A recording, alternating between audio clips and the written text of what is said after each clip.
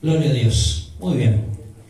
Vamos a comenzar haciendo un poco de historia y después vamos a leer una porción bíblica, pero vamos a pedirle al Señor que nos guíe. Amadísimo Señor, te rogamos en el nombre de Jesús que tu bendita palabra sea inspirada por el Espíritu Santo en este relato de lo que vamos a poder decir en este día para enseñanza de nuestras vidas y de tu pueblo. Te lo pedimos en el nombre de Jesús. Amén. La Biblia nos habla de los distintos reyes que hubo en Judá, en Samaria, y algunos dicen eran buenos y otros eran malos. El primero fue Saúl, recuerdan, elegido conforme a la imagen que los hombres querían de su rey. Querían un rey grandote, que cuando se pusiera una corona y se sentara en el trono pareciera que hubiera ahí un faraón, que eran los que ellos habían estado mirando para pedirle a Dios que le diera reyes, a pesar de que Dios había decidido darle jueces, con lo que, como Samuel, habían estado guiando muy bien a su pueblo. Saúl, por supuesto, elegido conforme al corazón o a la imagen que el hombre quería, fracasó. Y surgió el elegido del Señor, el rey David. Reinó durante 40 años y su reinado hizo que su hijo Salomón, el próximo rey que seguía, encontrara el reino prácticamente con todos los enemigos dominados, con un gran tesoro en lo que tenía que ver en las riquezas y con un orden enseñado por él para que su hijo Salomón siguiera construyendo un templo y poniendo ahí en ese templo sacerdotes y músicos para que todo fuera como a Dios le agradaba. Después de esto siguieron, pero ya no un rey, sino de a dos. Ya se dividió el pueblo, uno por un lado y el norte y el otro por el sur, y fueron surgiendo reyes hasta que llegó el rey que quiero comentar de pasada, que se llamó Manasés. Cuando usted arranca el capítulo 33 del segundo libro de Crónica dice, y empezó a reinar Manasés y fue malo, hizo lo malo delante de Dios. Pero al revés que otros que empezaron más o menos bien y terminaron mal, Manasés fue tomado prisionero y en la angustia dice que clamó a Dios y Dios lo escuchó y le dio una oportunidad. Y entonces él hizo cambios. Cuando el Señor lo volvió a poner como rey, entonces él hizo cambios, empezó a hacer sacar las imágenes de acera que había, empezó a tratar de organizar todo de la mejor manera, trató de que el pueblo se volviera a Dios, a donde él mismo había llevado al pueblo a estar mal, y ahora él mismo también estaba haciendo grandes esfuerzos para que él esté bien. Así que terminó su reinado mucho mejor de lo que había empezado, y habiendo dejado señales de lo que Dios quería, que Dios no quería idolatría, Dios quería que tengan un solo Dios verdadero. Asumió su hijo que fue malo desde el principio hasta el final. Y ahora el que les quiero hablar, Josías. Está en el capítulo 34 de las segundas Crónicas. Dice que tenía 8 años Josías cuando comenzó a reinar y 31 años reinó en Jerusalén. Cuando este niño llega a ser rey, su padre había hecho tal desastre que prácticamente el Dios único y verdadero no tenía cabida ni en casa ni en corazones. Todo estaba lleno de idolatría, imágenes de Baales por todos lados. Cada uno rendía culto y honor a cualquier Dios, menos al Dios verdadero. Pero dice que este Josías fue un gran rey. En primer lugar, la edad. Con esta edad podía ser un gran rey. Bien, lo primero que vemos acá es que Josías fue bien asesorado. Josías tuvo una muy buena cobertura. Se cree, y esto es simplemente, estuve viendo algunas historias muy bien hechas, se cree que los años finales de su abuelo le fueron contados. Él supo que el pueblo estaba mal, pero que gracias al arrepentimiento de su abuelo, el pueblo había empezado a tener una inquietud por las cosas de Dios. Pero claro, vino su papá e hizo un desastre. Quiero decirle que ninguno debe estar condenado por su crianza. Quiero que escuchen esto, por favor. Ninguno se condene por su crianza. Bórrelo. Si Josías no borraba de su mente lo que su padre había hecho, él iba a estar condenado a vivir, decir: yo soy así porque mi papá fue así, porque me criaron así, porque mi niñez fue muy triste. Olvídese, porque usted hoy es una criatura nueva, usted es un hijo de Dios. Y todo lo que haya pasado en sus primarios días, en su niñez, que a veces es lo que más queda grabado, porque es donde pasamos los mejores y los peores momentos. Después tuvimos uso de razón y manejamos nuestra vida de acuerdo a lo que elegimos. Pero mientras otros nos tenían bajo su control y su cobertura, pasamos buenas y malas. Algunos estamos felices de la infancia y otros no quieren ni acordarse. Pero nunca debe ser eso algo que nos ate o nos condene. No somos lo que nos hicieron creer que éramos. Cuando nos trataron mal o cuando nos dijeron que no servíamos para nada, que éramos... No podemos quedar condenados y atados a aquello. Lo que hoy somos hijos de Dios, y si Cristo pagó por usted y por mí, valemos mucho. Así que este niño estuvo bien cubierto. Josías murió, su padre murió, asesinado por los que estaban cerca. Ya era tanto lo malo que hacía, que al final lo mataron. Así que él asume en un momento de duelo, porque a pesar que el rey fue malo, de todas maneras, usted sabe lo que es que maten a un presidente. Hace poquito tuvimos una muerte de un presidente y ahora tomaron el gobierno unos asesinos totales. Este muchacho mira quién tenía para aconsejarle, les voy a decir.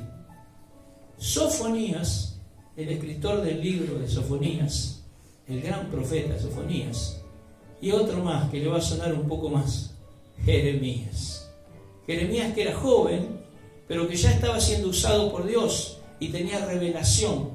Y tanto a uno como al otro Dios le había hablado en los tiempos en que todo estaba mal, que se levantaría un rey, Josías, que cambiaría el rumbo del pueblo, el rumbo de esa forma de vida que tenían para aquellos tiempos. Así que dice que hizo lo recto, al revés de que cuando leímos hoy, vio que dice hizo lo malo. Acá dice: hizo lo recto ante los ojos de Jehová, anduvo en los caminos de David su padre, sin apartarse a derecha o a izquierda. Ahora, cuando todo va bien, parece que no es tan difícil mantenerse. Pero acá agarró un fuego caliente, un hierro caliente, algo imposible prácticamente. Dar vuelta a la cabeza y el corazón de un pueblo que estaba atado a la idolatría era algo prácticamente imposible, y mucho menos para alguien que tenía apenas esa edad. Pasaron unos años, él se transformó en un joven y entonces decidió hacer la voluntad del Señor, pero en acción, de forma plena, en demostración. Decir: bueno, yo soy el que tengo el poder, ahora me van a obedecer a mí. Yo quiero que el pueblo vuelva a hacer la voluntad de Dios. Así que después de ese reinado, este muchacho comenzó a buscar a Dios, el Dios de David. David era como su ídolo, ¿no? Era el rey al que él le comentaba lo que fue, y él le gustaba haber sido como él. Todo esto se supone de algunos dichos que surgen dentro de Crónicas o el libro de Reyes. Y entonces él empieza a buscar la manera de hacer que el pueblo se vuelva a Dios. Le dije que lo primero que él tuvo fue una buena cobertura. Esto es lo que usted tiene que buscar siempre, de tener consejeros que realmente cuando usted le hable palabra de Dios. Que cuando le traten de corregir, usted escuche que lo hace con amor, no que lo quieren torturar o condenar.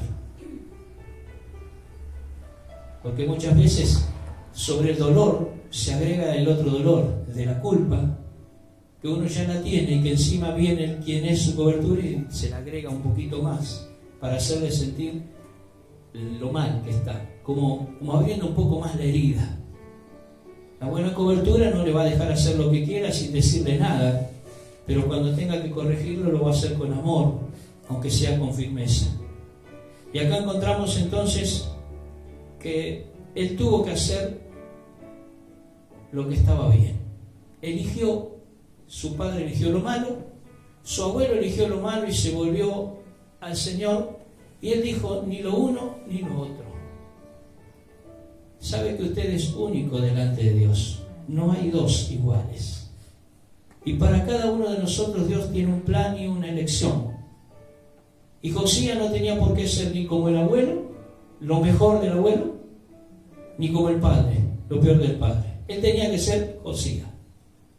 A él lo había puesto el Señor por rey y él tenía la responsabilidad de reinar, y no diciendo, bueno, mi papá hizo así, yo hago así. Sí, el papá hizo lo malo.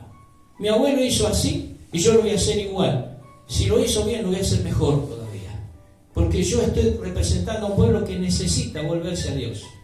Así que dice que dijo, bueno, lo que quiero es eliminar todos los lugares altos, quitar todos los ídolos, pero además de esto, limpien el templo, pónganlo en marcha otra vez. El templo estaba abandonado totalmente. Nadie adoraba a Dios. Cada uno adoraba a otro Dios. Hermano, el templo está bastante abandonado. Cada uno tiene su ocupación. Cada uno se importa esto, aquello, lo otro. Las excusas de estos tiempos en los oídos de los pastores de hace 30, 40 años no entraban. No entraban. Pero ya nos hemos acostumbrado a que cualquier cosita nos hace faltar o dejar.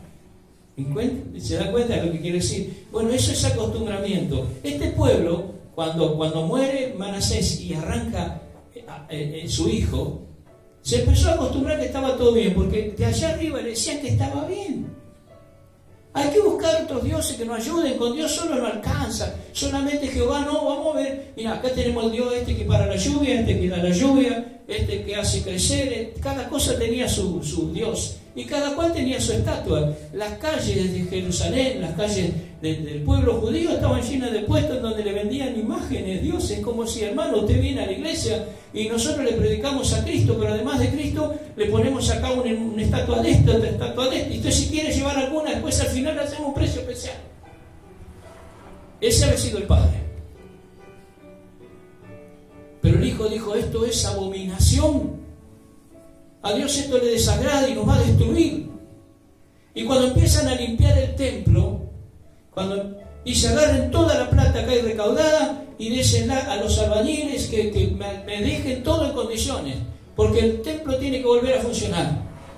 Alguien le dijo, bueno, ¿y quién va a administrar? Nadie. A cada uno denle lo que le corresponde, pues son toda gente honesta la que tengo cerca. No se rodeó de cualquier hermano. Por eso los jóvenes que salen de la droga, ¿qué le dicen? Nos alejamos del grupo malo, de los que cuando queríamos salir nos incitaban a quedarnos.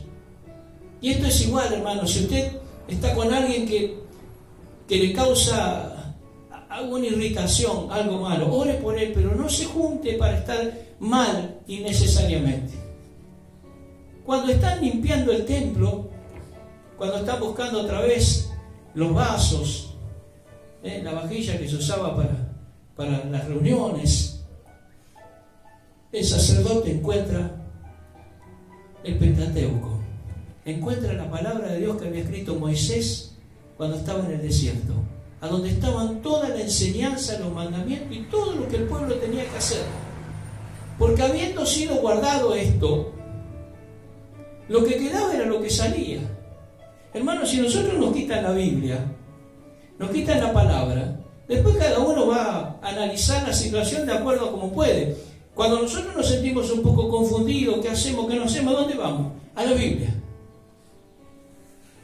Un mecánico sabe mucho, pero de pronto hay un coche nuevo, empezaron a andar con distintas cosas. ¿Qué hace? Va al manual. Estudia el manual. Pregunta a alguien que sabe. Miren, la palabra no es que no estaba. Lo que pasa es que estaba abandonada entre medio de todo en un depósito ahí. No es cuestión de tener una Biblia, un libro, y dejarlo arriba del modular. Es cuestión de leerla y ponerla por obra. No es que ellos no tenían la palabra, la tenían ahí. Habían dejado la enseñanza del Señor y escuchaban la enseñanza de los falsos profetas que le hablaban del poder que tenían los ídolos y las imágenes y todo aquello. Cuando nosotros dejamos la palabra, el espacio que ocupa la palabra, el espacio que ocupa la lectura, la reflexión, usted no tiene nada más que leer, sino es tratar de entender qué leí. Y lo lee una vez, 2 veces, 3 veces hasta que le saca algo, porque la palabra es viva. es eficaz. Entonces ese tiempo que no usamos para eso, porque la Biblia quedó ahí, en una especie de depósito, como hoy llamaríamos un modular, una mesita de luz, sin que se abra, empieza a haber otra enseñanza. Satanás dice hace rato que no abre la Biblia. Le voy a enseñar una Biblia nueva. Y entonces ahí nos empezamos a inclinar a escuchar más del mundo, hasta involucrarnos en conversaciones, querer buscarle soluciones, o enojarnos con el mundo por lo mal que está. Si yo dejé la palabra, estoy peor que ese mundo. Si yo no leí más la palabra y la tengo nada más que como un adorno a la Biblia, algunos lo tienen como amuleto a la Biblia. Creen que porque tienen una Biblia en la casa no le va a pasar nada. Es un libro, hermano, esto que es un hombre como usted, como yo. El contenido vivo de la palabra, eso es lo que marca la diferencia. Entonces algunos lo tienen como un amuleto. Lo limpian como si fuera una vasijita que tiene arriba el modular, que usted le pasa trapito cada tanto, un plumerito. La respetan, porque es la palabra de Dios. Como si este libro, así como está, pudiera darnos más o menos lo que vale ese contenido. Y el contenido en ese pueblo estaba allí puesto, entre otras cosas que tampoco se usaban. Dice que cuando este joven leyó la palabra, se quebrantó. Porque eso es lo que hace la palabra, hermano. Es viva y eficaz, pero también puede ser una palabra muerta. El apóstol Pablo dijo, la letra mata. La letra mata. El espíritu vivifica. O sea, el entendimiento que Dios le da de esa letra es lo que a usted lo mantiene vivo. No que usted se sepa la Biblia de memoria. No es que usted se sepa todos los versículos y se lo empiece a decir a uno al otro. Si usted mismo no entiende lo que dice, el otro no recibe, porque el que vivifica es el Espíritu. El Espíritu de Dios, que fue el que inspiró la palabra, es el mismo que a usted le da sabiduría para hablarle a otro. Algunos usan lo que saben para decir, mira, como así como lo dan, así llega. Mire, si usted un bebé, cuando empieza a comer la papilla, que deja de tomar la leche de mamá o como para acompañar, usted se lo da caliente, hermano. Lo único que va a hacer es gritar, no come, no se va a alimentar. Y cuando vea venir la cuchara va a cerrar la boca porque dice, me quemo. Usted sopla y busca la temperatura justa.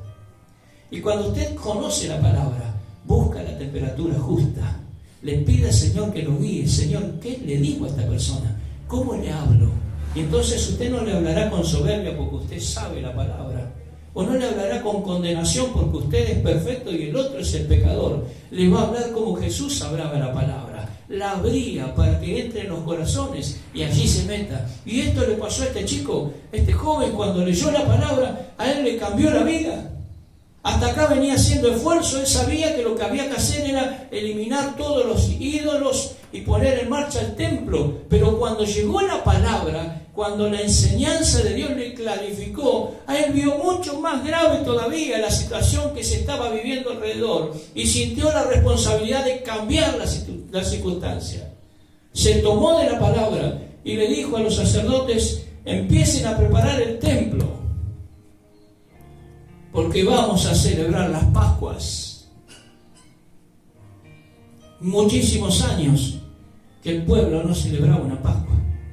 Y la Pascua significaba salida de la esclavitud. No la celebraban porque estaban esclavos otra vez. No estaban en Egipto, pero estaban esclavos en sus propias casas, en su propio pensamiento y en sus propios sentimientos. Cuando se deja, hermano, de congregar, que es donde celebramos las Pascuas nuestras, la Santa Cena, la dejamos pasar por alto. Una ceremonia donde el Señor dice, háganlo en memoria de mí, y pierden la memoria en la semana y se olvidan que dijimos el domingo hay Santa Cena. No nos importa la Santa Cena, no nos importa bautizarnos, no queremos compromiso, la palabra la tenemos en un modular y queremos que Dios nos bendiga. Y si no, vamos a ver quién tiene la culpa. Porque eso pasaba con el pueblo, cuando venía alguna sequía o algún problema. Los dioses que no le podían responder. Y entonces ellos miraban a Jehová culpándolo. Para eso servía a Dios, para echarle la culpa de la circunstancia y la situación. Y muchos hoy se levantan echándole la culpa a Dios, que no ve la pobreza, que no ve los chicos desnudos. ¿Qué pasa si hubiera Dios? ¿Cómo puede haber esto? ¿Qué tiene que ver Dios con el desastre que hacemos nosotros los hombres? Cuando Él nos está enseñando cómo vivir. Estaba muy emocionado, tremendamente feliz, enormemente gozoso y quebrantado. Él mismo tomó la palabra y la dio al pueblo. Y cuando dijo, vamos a celebrar las Pascuas, la situación económica en la que estaban, porque cuando se deja a Dios todo se derrumba. Entonces los sacerdotes le dijeron, ¿qué va a pasar con el que no tenga un cordero para celebrar? De mis corderos les doy para que celebren. De lo que tengo y de lo que el Señor me dio por gracia, les entrego para que se consagren a Dios, para que busquen la presencia de Dios. No me sobra, pero de lo que tengo doy. Dijo el rey David, es un privilegio dar, hermano, pero no solo dar el diezmo, la ofrenda, dar la palabra. Y entonces dijo, tenemos que celebrar las Pascuas. No podemos vivir sin celebrar, recordar que el Señor nos sacó de Egipto. Nos liberó para que seamos un pueblo elegido. Todo eso tiene el significado de las Pascuas. Recordar que estuvimos siendo acechados por el enemigo que nos tenía sometidos en la esclavitud y el Señor nos sacó para llevarnos a la tierra prometida. Por eso la Santa Cena recordamos lo que el Señor hizo. Y también recordamos que Él va a venir. Si dejamos de sentir la Santa Cena como tal, ni siquiera nos vamos a acordar que hay una promesa de Dios que nos sostiene con fe, pensando, bueno, no están las cosas bien, estamos sufriendo bastante, todo lo que nos rodea parece derrumbarnos, pero hay una esperanza, Cristo nos va a venir a buscar. Y el pueblo, después de tantos años, celebró las Pascuas. El gozo de Dios volvió a la vida, contra todos los pronósticos, por su juventud, por haber tenido un padre muy malo, porque era un niño. Todos pensaron, va a ser imposible. Los baales y los ídolos están muy arraigados. Y a veces, hermanos, nos pasa, cuando vemos cómo está el mundo y decimos, es casi imposible que esta gente vaya a congregarse. Es casi imposible que acepten la palabra. Es difícil que un gobierno vuelva para atrás una ley inmoral. Y nos vamos encerrando en que todo es difícil y que todo es imposible, porque lo medimos de acuerdo a lo que nosotros podemos hacer. Pero este joven se puso en las manos de Dios, tuvo buenos consejeros, se emocionó cuando leyó la palabra, se la encarnó en su vida y dijo, hay que ponerla por obra porque esto lo escribió Moisés y se lo dictó Dios. Esto es lo perfecto. Mi esfuerzo, mi gana de hacer el bien no es perfecta. Siempre tengo errores, siempre tengo emociones. Mi carácter me traiciona, mi timidez no me permite, o a veces mi carácter fuerte me mete en líos. Pero si estoy encaminado en los mandamientos, en la enseñanza del Señor, en la vida de la palabra, los caminos se van a abrir en medio de las montañas. Y en el desierto van a empezar a nacer árboles y flores y frutos. En un mundo que ya parece que no tiene arreglo, el Señor dejó plantada la iglesia para que le predique la palabra, para que al vivirla le manifieste a los demás de que se puede. Este chico no había tenido una buena infancia, tampoco buenos consejos, ni mucho menos buenos ejemplos. Se podía haber excusado y decir, Señor, ¿qué es lo que querés que haga? Mi casa era un infierno, mi padre era un idólatra, le pegaba a mi madre usando del poder de que era Dios, mandaba a matar gente, era abominable, tenía un montón de ídolos alrededor, siendo el rey de Israel. ¿Qué querés que haga? ¿De dónde querés que sea? ¿Qué ejemplo? Siempre Dios le va a proveer de alguien, hermano. Y sobre todo le va a proveer en su palabra de la salida y la respuesta. En estos tiempos en los que parecía que el COVID se comía el mundo, en que el encierro parecía eterno, en que las noticias no se hablaban más que de muerte, ni se contaban los muertos, y las iglesias estaban cerradas, y los hermanos nos íbamos aislando cada vez más porque la distancia la va marcando la falta de juntarnos, y empezamos a escuchar que en tal lado murió un pastor y en otro lado la pastora, y que falleció, y todo esto dice, bueno, ya está.